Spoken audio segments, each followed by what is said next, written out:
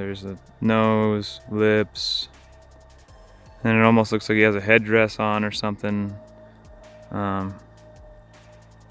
It's eroded away, and his skull is kind of cracked, and from a definitely visible.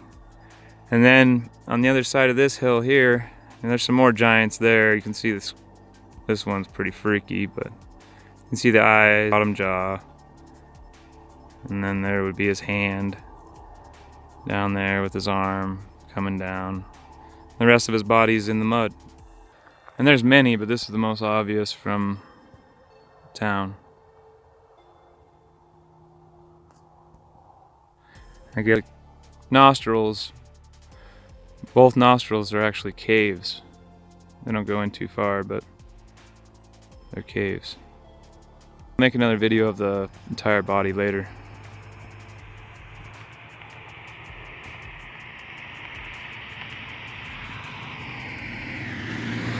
Alright, that's it. Thanks for watching.